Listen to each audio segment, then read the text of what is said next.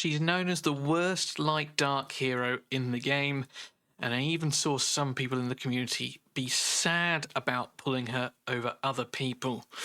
But in this video, I'm going to show you why you should not be sad to pull Sania, and how she can actually help push some of the toughest content in the game with a dot team. Let's get into it. Hello there everyone, Raged here, back with another Etheria restart video.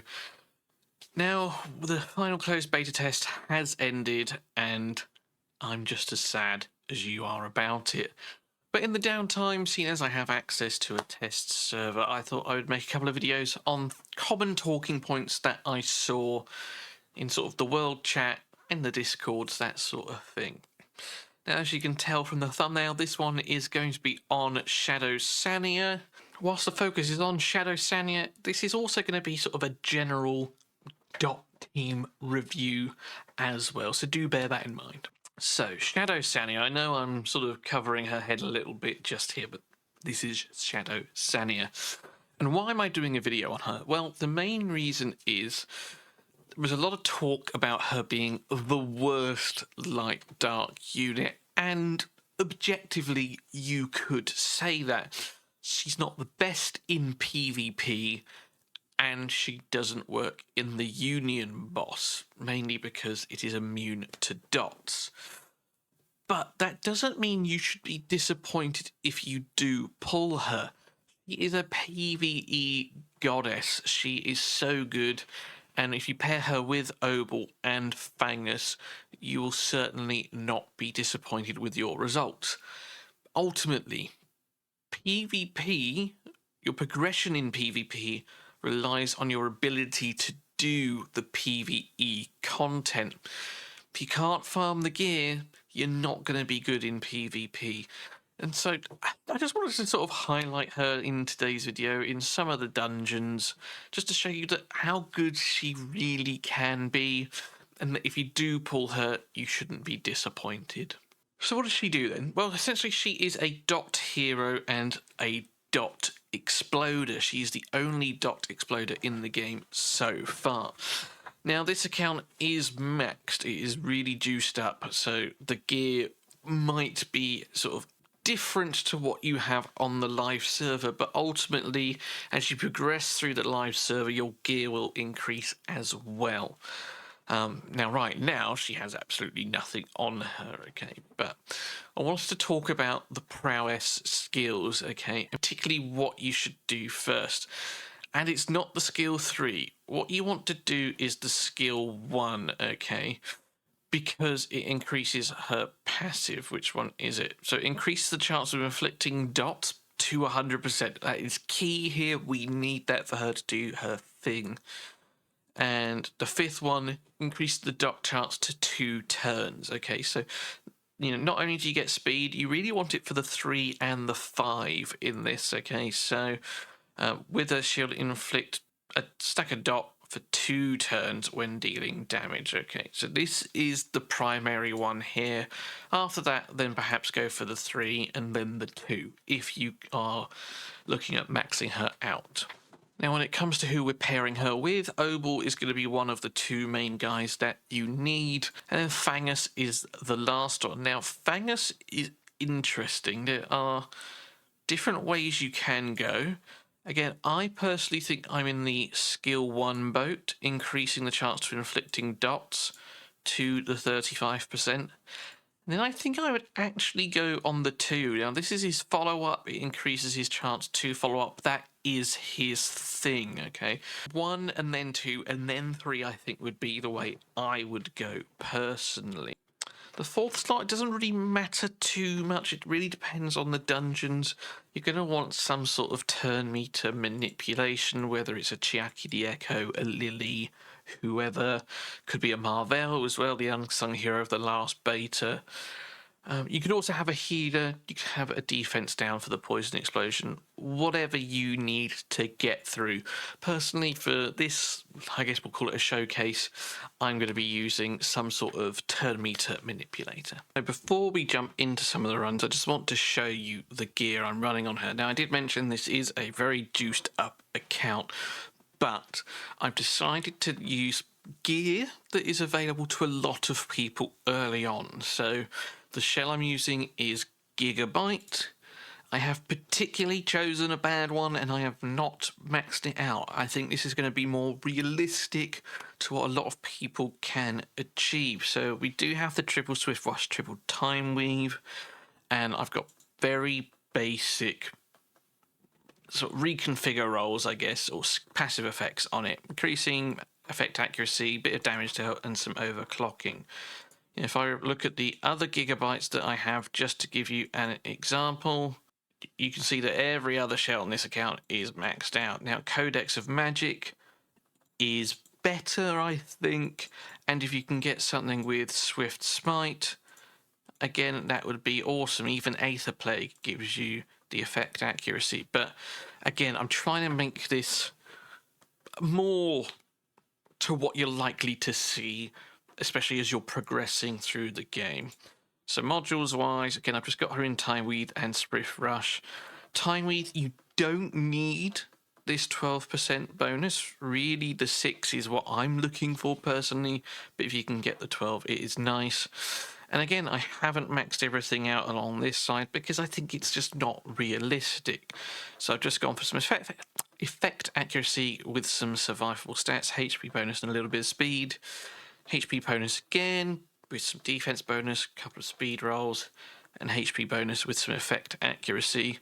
And it's very much the same on the other side. Whilst these are rolled to the max, I've specifically chosen some pieces which aren't, amazing. This ring is probably the best one out of it. So I'm going to level up the Obol, the Fangus, get them geared out along with my manipulator, and then I'll show you some runs. Now, I do have another account on this server which did pull Shadow Sania and Obol. Now, this is not a max account, so I can't show you the Inferno difficulties. But this one is Hell Nico Nana. And as you can see, I'm only using Sania and Obol here. I'm not even using Fangus, and I can still get pretty fast clears. Now, obviously, there are faster ones in this instance. We've got Orunjay with his Victor comp, but it will see you through an awful lot of the content. That's Nico Nana. I don't think I've unlocked Sharon. And actually, to be fair, I suppose to make a key point here, dots do not work on Sharon. Now, I don't know if this is different to the live servers. No, it's not. Okay, so it says here she is immune to dot effects. So you cannot use poisons on Sharon. Everyone else, you're working fine on. We're looking at Nightmare is my other little account on here still. Yep, it's there. Again, not the fastest clear, but it gets it done. Okay, so real good team for helping you get through the vast majority of PvE. Sharon is going to be your only stumbling block. I did try a run to make sure that it functioned well and worked. It's pretty close on Inferno, I'm not going to lie. It's not the cleanest run, but it does work. There we are. So we have the team here. I'm just going to put it on auto. I'm going to select the guy. Now, if you're running this on full auto or using your multi-battles, you can use the targeting system to do this part for you, so you don't have to do that. But so here we are, the team's putting out the debuffs. Now, this isn't the most ideal team because I do have 2 Reason champions in here. So we are going to get the passive trigger from the 2 Reason heroes interacting every 4 turns consecutively. So for every 2 turns they take, they are going to take damage here. As you can see, we are going to lose people. That's fine because we've got enough here now to kill the boss off. We just need him to take a turn. There we go. Job done. So say, not the cleanest, but we do get it done within that 1 minute to be able to do 10 continuous battles. So moving on then, we're going to take a quick look at Shadowflame Hoyan. Now, Shadowflame Hoyan requires you to have some sort of control in your team, and that can be through a freeze like Kraken you see that I was testing before closed beta. Obel has the stun, so he is a good candidate here for us. You've even got Kazuya the Reverie with sleep, so taunts count as well, so you've got a few options there. So I'm just going to start the run here now. Now this one I haven't done prior, so it's all up in the air here as what's going to happen. But we are going to make sure we target the boss once again for that decreased speed. Getting the follow-up attacks from the Fangus, which is lovely. And I think, with a bit of luck, we are just going to sort of sail through this like we have done everything else.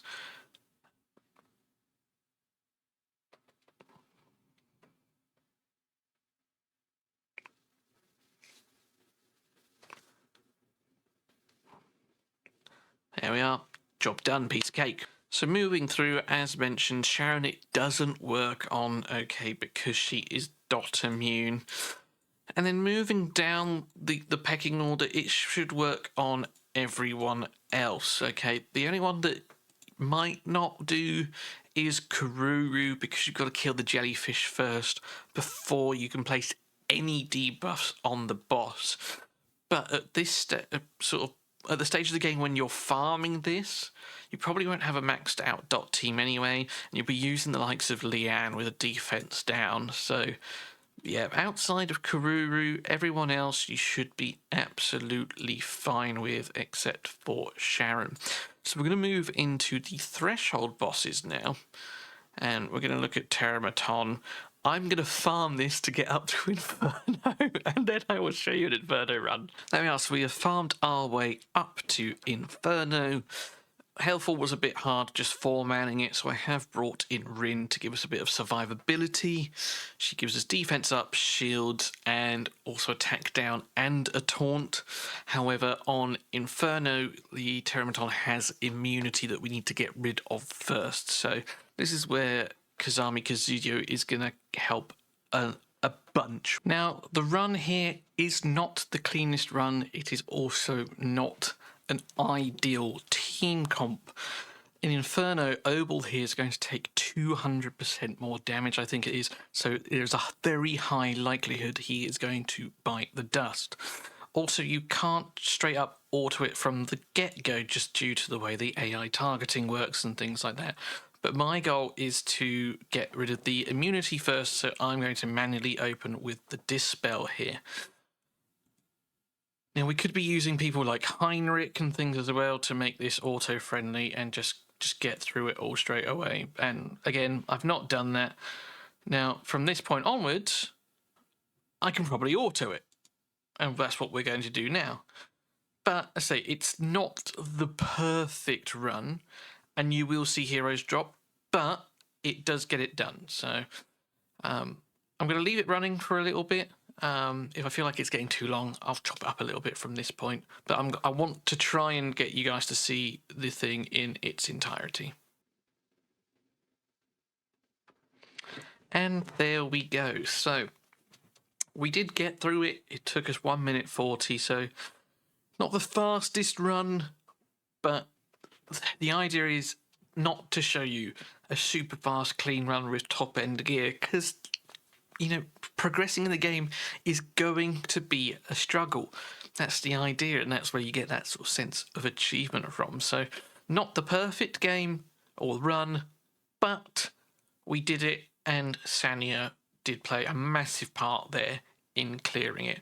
Now, if you have Heinrich, you can essentially negate the need for Kazami Kazuyo, for example. Have Heinrich go first, then have maybe a Lily or someone else boost. You could potentially even maybe get rid of the Obel. He dispelled that first one, but if you have Heinrich, he kind of takes both of their spots, and then you can bring in a healer to make it a cleaner run. But it is certainly doable. And just to prove that point, okay, we do have this team here by this gentleman whose name I cannot pronounce, bringing in the Heinrich, bringing in the Marvel for that speed down and turn me to push back, then he has got a 32-second clear. So certainly possible. Obviously, the better gear and the better built team that you have synergistically, the better it's going to be for you. So now we come to an area of the game where Dot really does shine. It is actually one of the preferred strategies, and that is Aurora. Now, Aurora's mechanics require a lot of hits to reduce the wrath stacks and such that she gets, where dot triggers play an amazing role in that. Now, hopefully that's not going to be an issue because we're going to blow up the Aurora before it even becomes something we need to consider. But this is one of the key areas that the dot teams do shine. And if we come into here, we can see this same gentleman here just doing four-manning it with a Shadow Sania and an O-Ball. We've got a couple of regular teams down here where Victor is being shown to be clutch once again. And then we have more dot teams. So hopefully we can nestle in that with today's little showcase. So in this run now, we've taken out Rin and Kazami Kazuyo, and we've brought in Heinrich and Marvel, just to show you a sort of a very clean, no auto run. Now, Heinrich can provide that with his AoE dispel of the immunity to begin with, Marvel with the knockback. Now, Aurora will go first. That's what we want her to do. We don't want to start placing the debuffs, her take a turn and lose those ticks, even though if the dots do tick, it's not the end of the world because Sania's explosion just settles all ticks in one go. So, you know, it's not horrendous, but if we want to try and get it as efficient as possible, we want Aurora to go first, which she does in this run. So I'm going to press play and we'll let it run through on auto. Now, once again, we might lose some people. That's fine. It doesn't matter if you lose people. You just need to get through it. So even if it's a 1-star and it means you can only auto run it 5 times, that's fine. So gonna let it run through now. As mentioned, Aurora goes first. Heinrich will hopefully remove the immunity. Lovely stuff. Marvel will get the pushback, we hope, and the speed down on him. And there you go. Then the team will just flow through as it should. Now, the one downside to this is we don't have a way of removing the debuffs or the sort of the paper crane dots that we have on ourselves. So you could bring in someone like a Doki Doki who has backup. So whilst you won't get the knockback from Marvel, you will get the speed up and the backup stacks to cleanse those. So they might counteract each other. Obviously, Fangus has the speed down himself, so it's really just the knockback we're missing from the Marvel if you do remove him.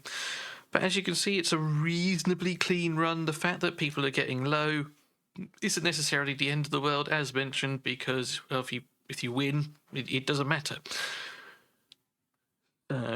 Coming towards the end of the fight now, more dots from him, more dots from Fangus, Marvel with a little pushback, Heinrich using his ult once again, and there you go, Sania extending it, and that'll be the end of that when the boss takes a turn. There we go. So people died, and that's fine, as long as you can get through it. So that sort of brings us to the end of this spotlight now. You could argue that, as I said at the very beginning, this is more of a dot team spotlight rather than specifically a Shadow Sania. But a lot of this is possible because of Shadow Sania, and without her, it would certainly be a lot more difficult, especially if you're trying to min-max and get these efficient speed runs in. But Dot will continue to thrive whether you do have her or not. Once again, we've still only got her in the gear. We don't have any of the special sets like Swift Smite or Swift Raid or Aether Plague, I think the other one is. If you're going to bring those in, I would perhaps look to get Swift Smite, I think is the one that gives you effect accuracy and speed, just to make her a little bit faster.